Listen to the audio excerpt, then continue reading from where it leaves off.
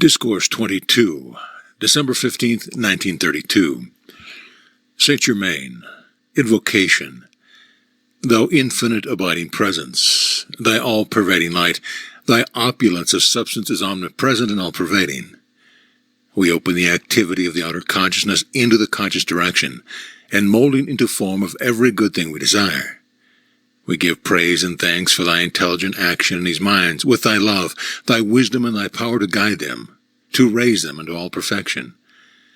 I bring you greetings from those ascended ones who have ministered to the messengers of light, wrapping their mantles of light, illumination, and protection about them. The Discourse. I had not intended to explain quite yet the undesirability of any thought or condition of the psychic plane, but the demand compels it to come forth. In the first place, the student must understand that what is called the psychic plane has nothing whatever to do with spirituality. It is a faculty of the human consciousness which can be brought into play by human beings who will give sufficient attention to it. But the individual who wishes to reach into the psychic plane alone, either consciously or unconsciously, had better never been born into that embodiment. The fascination of the phenomena of the psychic plane, I assure you, is most alluring, for those whose attention becomes firmly anchored in the psychic plane do not loosen themselves from it in the embodiment, and it may take several embodiments to free them. In all strata of consciousness there is a fragment of truth unrecognized, otherwise it would not be possible for it to be sustained, because you must understand that in all things and in all activities there is some, more or less, of the God energy acting, misused truly but nevertheless active.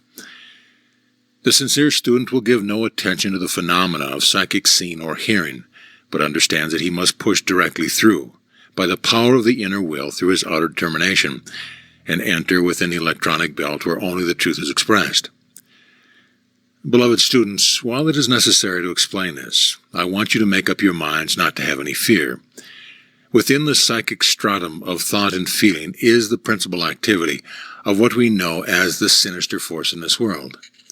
Sometimes souls with splendid inner attainment, not understanding the true reality of this of which I speak, have allowed their attention to become drawn to this stratum because of the premature awakening of this physical faculty by a semblance of truth being presented to them in some phenomena enough to hold their attention. After the attention becomes fixed, everyone, without exception, will find that semblance of truth disappearing.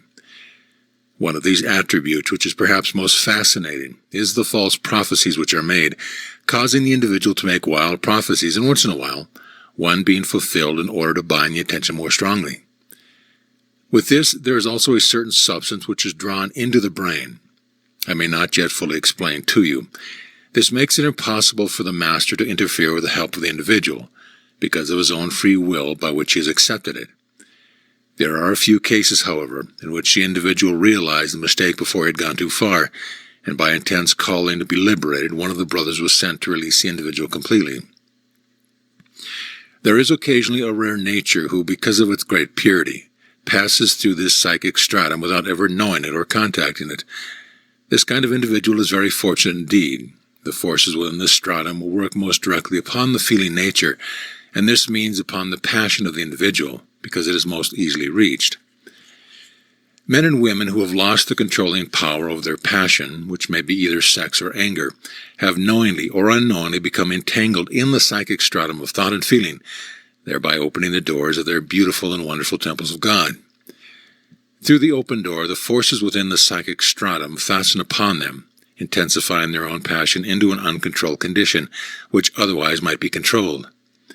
Far better had such individuals walked into a den of rattlesnakes, for then they would have but thrown off the physical body and been free. But once enmeshed in this psychic sphere, they are often bound for many embodiments. Why is this? Because they make records within their mental worlds from which they do not know how to extricate themselves. Consequently, these souls are reborn again with those same tendencies, until after the second or third embodiment they become the depraved creatures you see about you wherever you go. Sometimes the influence is cunning enough to hide this from the outer world for a long time, thus carrying on its nefarious work, as it thinks in secret. Here comes the most heart-rending part of this explanation. I mean to say, it seems so from the outer sense. On the higher planes of activity, there are great and beneficial souls who volunteer to go into the stratum to help, through their radiation to break its hold upon humanity.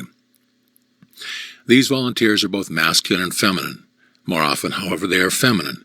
This explains why beautiful souls in a feminine embodiment become united in outer marriage with the masculine soul who has become enmeshed in this psychic condition. Often the individuals thus enmeshed become most cunningly sensitive, and with remarkable accuracy sense conditions, thus many times causing others with whom they come into contact to temporarily think it is real. If individuals coming into the point of being united in marriage, man-made, would call out to the God within, the mighty I Am Presence, that if this marriage is taking place through the desire of passion, then let it never be done. Great grief and torture would thus be avoided. Now we come to the real part.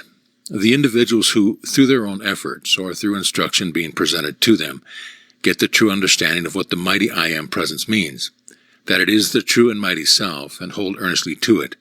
Never again can they be drawn into these discordant things, unless from their own volunteering from the higher plane of activity, where they know exactly what they are doing.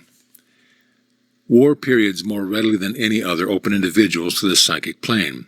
Consequently, it has always been observed that after war period, there is always a great unleashing of the uncontrolled passion than any other time.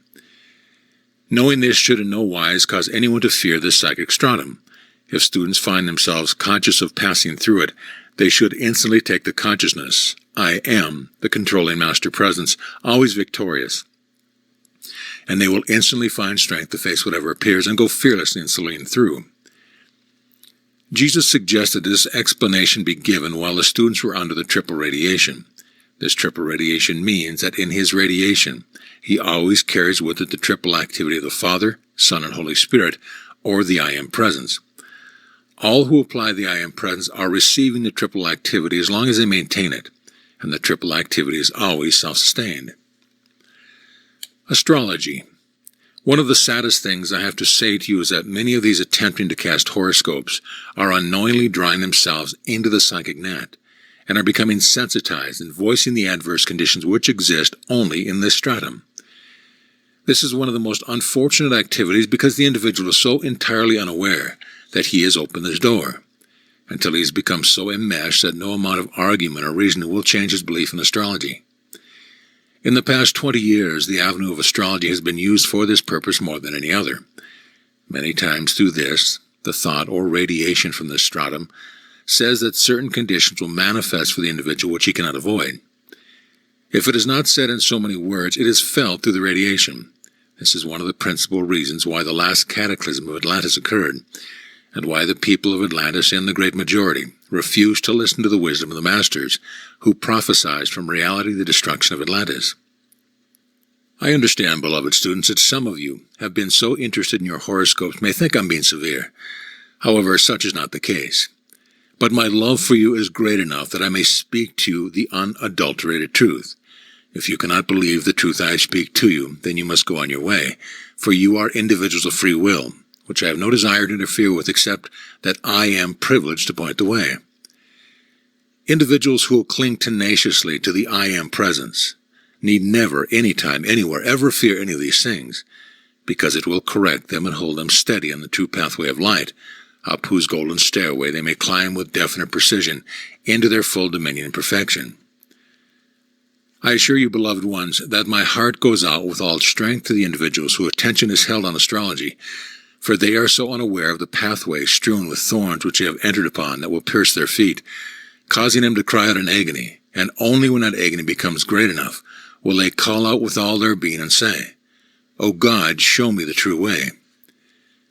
Beloved students, you who so earnestly seek the light, know there is but the one presence that is your invincible protection, and that is the great I Am Presence, God in you. Do not let your attention ever be held by these many outer manifestations, astrology, the power of numbers, spiritualism, or any of the many things that would take your attention away from the mighty I Am Presence, which is your real self. If you turn to it all times, it will lead you in the pathway of light, strewn with the rarest flowers whose very fragrance will enfold you with that strength and peace that passes understanding, with that stillness of the outer which will enable you to enter into the great silence, wherein you will find the greatest invincible activity of God, the I Am Presence. Beloved ones, surely you must understand that you cannot serve two masters and gain any victory ahead. Having free will, you must choose. If you choose the outer, forgetting your invincible I Am presence, then my love goes with you, enfolding you in its mighty mantle of protection until such a time as you choose to return to the one God. If you choose your I Am presence and adhere to it, then your struggles are soon over, and you will find yourself moving in that sphere of peace, harmony, perfection, wherein you look upon the outer world with great compassion, but never with that human sympathy which would stifle your own growth. This reminds us of the old time-worn statement, "Seek ye first the kingdom of heaven, and all the outer things are added or given into your use under your command." That kingdom of heaven is the great I Am presence, the only reality of you, who is the owner and giver of all created and manifested things. Is it not strange, beloved students, that one will so long wander about in discord and limitation, when the Master Presence of Light, the I Am presence, walks by one's side at all times, waiting one's decision to turn to it and receive its radiance, glorious blessing and perfection in all outer manifestation? Such is your privilege, O beloved ones. In spite of all outer activity, the atmosphere of the class is true divine. When I'm sorry that some have not felt the true importance of their I Am presence, and that they still reach out to other things, I but wait, enfolding them in my love, for they have free will. Perhaps I'm a little too old-fashioned, but when I see individuals that are so good and so fine, I would just like to pick them up and hold them in my embrace until they could realize the full importance of their own mighty I Am presence. But this I may not do, for I so well know that all have any desire left to reach to the without must do so until that desire is no longer apparent. The students must understand that they cannot divide their outer attention between the I Am presence and outer things, for it is a house divided against itself and must sooner or later fall. All greatness is dependent on the I Am presence, and it is the governor of the form, or should be. It is all strength, courage, and power. Those blessed children, if they could only realize fully what a privilege stands at their door, and how in a comparatively short time they could gain freedom from all limitation. This dictation, the situation is this. When students ask if they might listen to these dictations themselves, they are entitled to the explanation of what is necessary for the work of this kind, for it is most unusual, we know. The fact that the one God is always perfect, always was, is now, and always will be, and the I Am is that presence. But if you have not been aware of this, the body and brain of the student must go through a period of adjustment. That adjustment of the outer self takes weeks, months, or years to accomplish according to the requirement of the student. Never in the history of the preparation of students has the Master ever allowed them to come within his own inner electronic circle. The students come, or are taught of the application, but they never come into the inner electronic circle of the Master himself. The electronic circle prepared here for this work has required 30 years of preparation, and no matter how beautiful the radiation and love of an individual are, we do not have the time to prepare and adjust the atomic structure of the brain and body of the students at this period of world crisis. But with their sincere determination and use of the I Am presence, they will be prepared for the presence of the ascended host. The atomic structure is a mechanical instrument, and the innumerable parts must work in harmony and perfect cooperation with each other. The students do not understand that when a certain definite, specific work is to be done, there must be definite preparation for it. For illustration, take one by whose nature is endowed with an unusual quality for giving forth lectures in public.